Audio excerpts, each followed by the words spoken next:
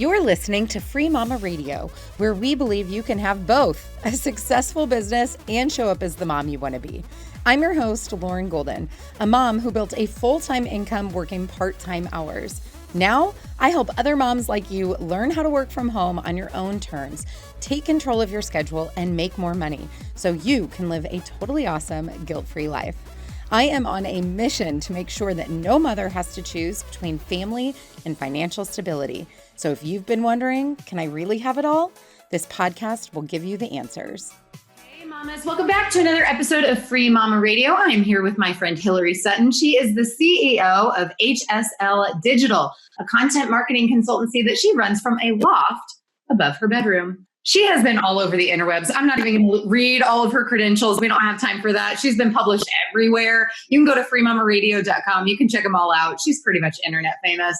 She's the author of several ebooks as well as courses, and she hosts the popular Hustle and Grace podcast, where she explores how to cultivate a flourishing career in life, which is very much what we're all about here at the Free Mama. She began her career, you guys, as an actress. How cool is that? Something about just hearing the word actress is exciting to me. She was performing in theaters up and down the East Coast, then transitioned into academia, where she was a professor of communications, social media, and journalism before jumping headfirst into entrepreneurship in the digital marketing world. Hillary, welcome to Free Mama Radio. Woohoo! I'm so glad to be here. Thanks for having me, Lauren. I am just thrilled you're here. What is your favorite? What were you like? Musicals, plays? What'd we do? Oh, girl, musicals. Like I did a play here and there, but I was just a total musical theater geek through and through. Favorite show? To perform in. Who doesn't love Hamilton? However, I would to perform in. Okay, so Hamilton. Favorite past credit. Yes. Yeah. Oh, okay. You're like super theater here. You're like upstaging. I know. Favorite past credit. Favorite past credit. I was in The Sound of Music in my mid-20s, and I played Liesl. I was way older than 16 going on 17, but that was a blast for sure. That was a highlight. I actually studied abroad when I was in college, and my parents, for some insane reason, let me go out 2 weeks early to backpack with a friend for a week and then by myself for the second week. I still look back, I was like 20 years old. I'm like, why did my parents let me do this? This is insane. But I did this. True story. I took a train to Austria alone so that I could do the Sound of Music tour. And I cried and I sang by myself, 20 years old in Austria. So you were performing in your 20s and I was actually like on the mountain crying my eyes out. It was sad, but awesome. You were like in the gazebo. Yes. That touches my heart. I love it. It was so good. So good. Okay. So how did we go from actress to professor of communication, social media, and journalism? Where did this transition come from? Because on the surface, not so related. Fair question. So I don't know if you can relate, but I've always been a person who liked a lot of different things. Like I had trouble deciding between a couple of majors in college. I ended up getting like 3 minors. I was always told, especially by like my mom and dad, bless their hearts, like you're a writer, like you are gifted at this, blah, blah, blah. But I always loved performing. I loved theater. And so I got a degree in journalism. And what was interesting about like the timing of all this, so much comes down to timing and the doors that open to you that you walk through. But for me, I really got an interest in social media around the time that social media was becoming more than just like a fun thing that you like got on with like your MySpace top 8. Like became like an actual marketing tool. And so I got a master's in communication with a focus on media. And that was perfect storm, happy accident timing, where I began to study it academically, getting a master's at the same time that it was being taken seriously by businesses. So I began getting clients here and there and ended up teaching for SNHU. I taught like comms 101, like journalism and a social media course. And I actually, a little tie-in, I actually helped run social media for about 20 different Broadway show social media accounts. So I had like the Broadway piece and I was like, you know, if you go to the theater, like you go to New York and you're like at Chicago on Broadway and you tweet like, I'm so excited to be here. Like somebody somewhere is responding to you. And it happened to be me down in Virginia, like sitting on my couch. Like the people didn't know and it felt very magical, but that was the connection. I just wanted, I loved theater and I loved the variety, but I didn't want to go back to folding sweaters in between my gigs. And that's what I was doing. I was getting paid $11 an hour at Anthropologie. And I was like, I need more in my toolkit to have more options. And so that's when I went back to school, learned about starting a career in social media and went in that direction. And so I've continued to do theater over the years. Throughout my 20s, for sure, I was doing theater like at least like once every year and a half.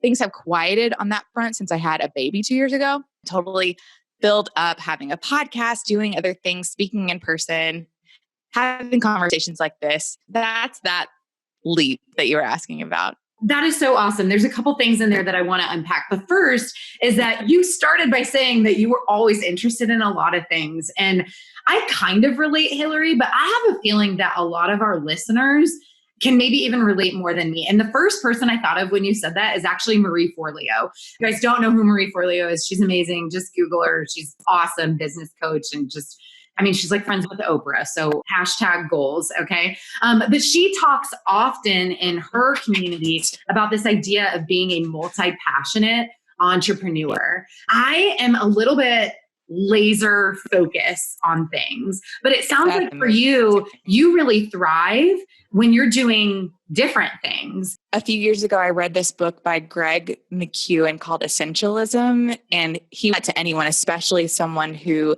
maybe has a lot of things that they're interested in and has trouble narrowing it down. And that was one of the most challenging books I've ever read because it's all about like anything that is not your highest and best use, you should completely say no to. And that's hard for me. That was hard for me to take in and to process. But as I've gotten older and as I've spent more time in my career, like my word for this year is strategic. I want to be strategic about all the choices that I make because I'm always going to be trading one thing for another. You know, like our career, our time, our lives are like a closet. Like there's only so much space in a closet. You can only cram so much in there. Something is going to have to come out at some point. And so for me, I've always liked a lot of different things, but I've had to kind of make up my own equations on like what makes something worth it, what makes something worth the time, what makes a client worth it, what is that 20% of work or 20% of time commitment that is giving me the 80% value. So one thing that I do is, every quarter or so, I just put things on pause and look at life, try to do it as unemotionally as possible and just see like what is serving me, what is working, what is helping me reach my goals and how have I changed? Because for me, I'm a very different person today than I was, 2.5 years ago before I ever had a baby. Like I knew that becoming a mom would change me and impact me, but I didn't really know how. Like I didn't know how much I was going to like this kid, right? And so I tried to, at least 4 times a year, really look at my life and look at things and see, what needs to change, what is going in the direction that I want it to, and what really matters to me today, and then make decisions accordingly. I love that you keep talking about taking the time to do it. I think that's something, we get on this hamster wheel in life, right? Like wake up, work, get kids to school, repeat, right? Totally. And one of the things I think that's been so powerful about 2020 in particular with this global pandemic is it shook everybody. Like there is not one person I'm aware of on the planet who wasn't somehow impacted or disrupted with what's going on in one area of their life, or for some of us, every area of our life. And to sit back and actually go, what do I want? What do I like about my situation? And what maybe has room to change? I think that's really, really powerful. I love this. I could go like so deep with you, and we will, my friends, but I want to backtrack one more time. You mentioned kind of this transition from being an actress to starting your business. And you talked about these 20 Broadway shows were managing their social media, and you used the word connection. And I think, you kind of meant it in more than one way, this connection of like your two worlds coming together, but also this connection of your network. Talk to me, like, was that a networking thing that got you that client? Like, was that you literally going, okay, now I do this thing, I do, this digital marketing, and let me tap back into this other world I'm a part of to get this client? Or was it coincidental? That's a great question. I would say it's sort of both, because what took me to New York initially So I did live in New York at one point. I don't know that I would have been able to get those opportunities. Broadway is such an in-person thing. Like they don't have teams of people living all over the country, working, producing shows and stuff. Like you kind of got to be there. Like that's their business offices. They show up in person. And so my first, entry into that world was I moved to New York to audition for theater and began swimming in some of those circles. And then there was a point where I was like, I'm so tired of having to travel to do shows, living nowhere longer than 6 months at a time. Like I wanted a life outside of just performing because I was seeing the pattern that for me and my values, there wasn't going to be a way for me to keep performing all over the country and building relationships and like getting married and sort of settling down. And so I was like, maybe let me try like the business side of showbiz. Like maybe that is a better option for me. So I interned for a Broadway producer. I went into his office 2 days a week. And then I was working like all my survival jobs, like hourly jobs the other days of the week. And that led to having opportunities to do street team promotions, like being that person, like handing out flyers in Times Square. And then some of those people who I worked with in his office, like he was like kind of a scrappy young producer and he hired like a slew of 20 somethings that were just super smart and that he could afford. Right. So all those people went on to sort of powerful positions at other agencies. And so a couple of years later, I saw a job posting on like a job board that they were looking for freelancers to do social media management for a roster of Broadway shows. And so I emailed this guy and I was like, we worked together when I was interning for Ken. You won't believe this, but I actually went back to grad school, got a master's in communication and media. And my nerdy master's thesis was on Broadway social media. Like, would you consider hiring me even though I live in Virginia?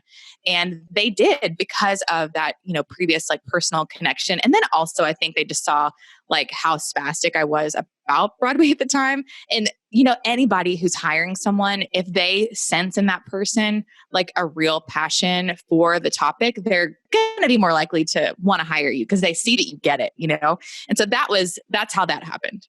That's awesome. And so as your business evolved, well, talk to me about that. How did your business evolve? I don't get into Baby quite yet. I know you were in business before Baby. I know we actually first got connected earlier this year and Baby was even younger. You said 2 now? Yeah. 2? She'll be 2 in October. Yeah. Okay. So we're like, you're in the early days. There's a lot of work, right? Like you have moms listening right now. We all feel you. Solidarity. Totally. It's a lot. That's the free mama way, But how did your business evolve from those early days into what you've built today? It started off with social media management. I also, because of the background as a writer and then experience doing social media, I began to get some clients who needed someone to write blog posts, who needed, not only like the social media, but also a little bit of the content marketing. So I started out doing some ghostwriting, some blog posts. I had an old friend who had kind of like a content marketing studio at the time. And so I started doing some work for him. And then, as people on like, I would say like sort of the outside of my network began to realize that I was a writer and I was available to do that. People who didn't necessarily want to hire a full-time marketer, but needed someone to like put a press release together, reached out to me. And so I freelanced with a telemarketing company who needed some media management and edit like keep their website updated, like things like that. And so it started, on a real sort of like hourly basis of just like putting the work in and getting more and more experience. And then after doing that for a couple of years, one of my clients actually recruited me to go in-house at a fundraising agency and being on their marketing team. So that's where my title, I think, was brand journalist, but really I was just like the content person. And so, but I used those journalism skills there. And so I went in-house there. I was fully remote. Their offices were in Dallas. I was living in Virginia at the time. And it was then that I knew, I'm pretty sure I don't want to work for anybody else, like full-time. Mm-hmm. So that was great until, it was great until I was ready to move on. And so from there, I went and moved on to working part-time, leading out on content at a marketing staffing agency. For a few years there, I was also teaching college online with Southern New Hampshire University. So that's how that sort of all came together. There was a time where I was like, doing like 4 different kind of part-time or freelance gigs at once. And then in the past year or two, I've really gone full on, dug deep into running HSL Digital. And I've gotten a collection of totally awesome clients where, today they deserve great marketing, but they're not ready to bring someone on full-time on their staff. And so that's like a win-win for them and me, because I don't want to work, on someone's staff anyway. So it gives me variety and helps me help other people. And I love it. That's awesome. And so how did you go from your agency to writing ebooks and course creation? Like, what was this evolution like? Yeah, well, I first started my own blog basically because I was making that transition from acting into writing, digital marketing, and all that. I really felt like I needed to have some kind of platform where I showed people that like I wasn't working at a dinner theater in Orlando anymore. Like I have something to offer in terms of marketing for your business. So I started a blog just writing about, at the time, it was about social media and like writing tips and creativity and productivity and all of that, just to kind of put out there subtly into my community and my network. Like, these are things that I have some credibility on. Like, these are some ways that I could help you. And so it started with that. And then the blog just sort of grew and I really began to connect with an audience there. From there, I had some people asking me questions about some things that I had written about. And so I thought, well, maybe I'll just like do, like a workshop locally, like where I live. The first one I did was on blogging. Then I did one on how to go freelance, like how to just start freelance. For both like just like 2 or 3 hour workshops that kind of give people just an idea of how to get started with one of those things. And then I realized, well, I could, turn this into a webinar, or turn this into an e-course or whatever. And so it wasn't like this grand plan to become this online entrepreneur person, like selling, intellectual property. But it eventually became that because, I'm just a curious person. I've just been interested in different things and been interested in helping people. So it just kind of, it was so a domino effect, Lauren. Like, it was just one thing after another. And like, you just stay alive long enough and then you've eventually like done a lot of things, I think. I agree with you, Hillary. And I know exactly what's going on for a lot of our listeners right now. We have so many people in the Free Mama community who get paralyzed with perfectionism or with knowing what's next. And I'll put this in air quotes, but you can't see me, getting it right. Yeah. Right. Like we got to get it right. Like, it's got to be right the first time. It's got, we have a lot of fears and insecurities around, what if I do this next thing and it doesn't work? And as I'm listening to you, Hillary, like, you're right. You're very like bubbly and casual and like, no, this was just this organic thing. So let me ask you, like, what do you think your biggest fear or limiting belief has been along your entrepreneurial journey? I think it's been that I will have put a lot of time into something and then the payoff is not there. So I think ultimately it's probably also failure. But for me, it comes more of an angle, like I am more fearful of missing out. That's really where my personality is. I would rather, always be able to pivot, always be able to change, always be able to, go in a different direction. But I think I have had a fear around like, what if I put all this time into something and then the payoff isn't there? But for me, a bigger fear would be, what if I don't do anything at all? Like, what I don't want is to let fear of failure or the comparison mentality keep me from impacting one person, from having some sort of legacy. That is what kind of keeps me up at night, is I want to leave this world better than I found it. Like, that is my biggest thing, I think. I love that. And there's so many people who needed to hear that right now. And I relate to that. I have maybe different fears than you, Hillary. We all have them, by the way. So if you're listening and you were under the impression that myself or people that I bring on to Free Mama Radio are like these fearless entrepreneurs, we've all got stuff. We've all got stuff that shows up for us. But I agree. For me, like the fear of regret or the fear of not going for it it will always be so much bigger than any of the other garbage I've got going on between my ears. And I was actually sharing with Hillary before we started this interview. I love this stuff. I love the inspiration and these like real conversations that are deep and we're like, oh yeah, that's good. But what I told her is like, I hate a motivational conversation where we don't back it up with any practical advice. So Hillary, one of the things that you are best known for is helping other people, yes, with their social media and their digital presence, but specifically creating a personal brand. So I know you've got some resources on that, and we'll tell everybody how they can check those out in just a second. But before we do, let's get tactical. Like, what are 3 things that people can do to up their personal brand, put themselves out there in a really impactful way online, make connections with other people, get clients, build the business of their dreams without letting all the fear get in their way? Let's get down to brass tacks. Let's do it.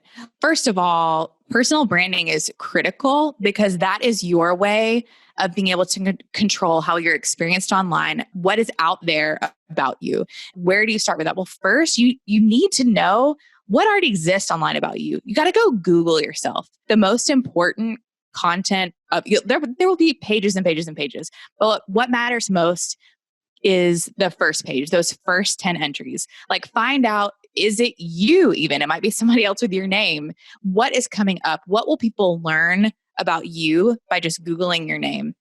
Secondly, do a little bit of an audit of your social media presence. And that sounds like kind of nerdy or stressful or like IRS, but basically just go in and look at your social media accounts like with fresh eyes. Like, go to your Facebook page, go to your profile and see what you wrote. Like, you might have not updated that thing since like 2007. You know what I mean? It might be like an inside joke quote or something, but it would be helpful to you if those things are updated. So your network, people who are meeting you, who are friending you on Facebook today, can have accurate information about who you are, what you do, and who you serve. So go on your Facebook, go on your Instagram, go look at everything. Like, I'm kind of a personal branding guru, and I even saw a couple of months ago, on my Facebook page, it says that I'm an actor, and I haven't actually even been in a play in 4 years. Like, it's time to let that go and make that updated and accurate for today. So Google yourself, find out what's on Google about you, what's on that first page of results. Do an audit of your social media. And third, do some soul searching and ask yourself what you want your personal brand to be. And so 3 questions that you can ask yourself to think through that is, what do I do? Who do I serve? And what do I want people to think of when they think of me? Like, what is your offering? What do you do? What's your service that you're offering?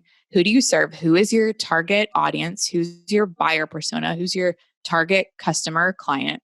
And then what do I want people to think about when they think of me? And the answer to that third question really permeate your whole online presence. Like, it should be on your social profiles and it should be on your website. Those are my 3 practical tactics on personal branding for you to get started. I love that, Hillary. And you actually touched on something super important. Well, it's all important, but something that I want to point out to the free mamas who are listening right now. A lot of people who come into my community, they're just getting started. It's not that they've been dying to start a business their entire life, although some of them have. They're looking for that way. How can I make money from home? How can I have more control over my life and be more present for my babies and leverage this amazing tool called the internet to live that free mama lifestyle? The challenge that comes along with that is that they are leaving a past part of themselves behind, potentially. Whether that was, I was a teacher, I was a nurse, I was an actress. And so just hearing you say like, I had to do an audit of myself and go, you know what? Is this actually reflecting my personal brand today? Well, being an actress might be really important to you. It might be a part of your life that you really care about, but is that reflecting how you want to be known today? And it sounds like you decided maybe not, and it was time to let that go. And so for anybody who's listening, like, I understand you might have spent decades in a profession or hundreds of thousands of dollars on a master's degree, but if that thing's not serving you anymore, remember what Hillary said for tip number 3, like, this is what other people are going to take away for who you are. And you want that to positively benefit you, right? Like you want it to be serving you. And for Hillary today in building out her digital agency and her products and her ebooks and the way that she serves her clients, it's not necessary that they know that she was an actress. It might be a cool fun fact thing that they can pick up later, but it might not be the first thing she wants them to see. So I don't even like, that was really valuable because I know a lot of my students wrestle with letting go of some of the other things that are important to them or their history in their life. Yeah. I mean, and I get it. Like we're complex individuals. We have multiple, identities and things that we personally find value in. But when it comes to your online presence, especially if you're building a business, you have to think about what matters to your prospect, your client, like the people that you're going to serve, and then try to just make your messaging as clear as possible. Like there was a time where I had a writing website and I had an acting website. And before that, it was all on one website together. And it hit me one day, like the people who are going to hire me to be a freelance writer probably don't care about my Julie Andrews impression. And then my acting, like directors who want to see my reel and see clips of my like 32 bars of a Broadway ballad don't need to see like this article that I wrote in a magazine. So I think it is interesting, and it's interesting when it comes up in conversation, like at a happy hour or something. But when it comes to what you're putting out online, like try to have specific sort of content pillars that all will help you reach your goals. So I would say try to be mindful of what goes in your bios and your descriptions of things. But also when it comes to the content that you're creating and you're putting out, like have it be in like 3 to 4 categories that all sort of make sense for your unique and specific personal brand.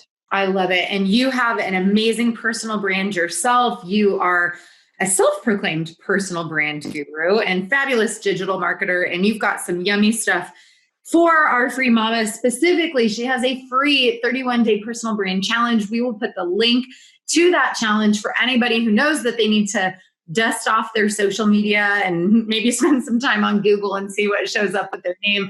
You guys can get that information on freemamaradio.com. We'll give you all those links. She also has a super cool personal brand course that you guys can, in her words, like cozy up on a Sunday afternoon, plow through this thing and come out a brand new woman on the internet on the other side. So that is yes, really girl. exciting. And she's offered 10% off for all of our free mamas if you use the coupon code FreeMama10. So again, we've got all those links over in Free Mama Radio for you guys. Make sure you head over and check that out so that you can improve your personal brand. Before we wrap up, Hillary, I've got one last question for you. You obviously are a relatively new mom still. I mean, your daughter's almost 2, so you've learned some stuff along the way, obviously. Knowing that you're talking to a community of free mamas and knowing that the mission of the Free Mama movement is to make sure that no mother has to choose between family and financial stability. Do you have any last words of wisdom or pieces of advice for all of our mothers looking to build their own businesses online? First of all,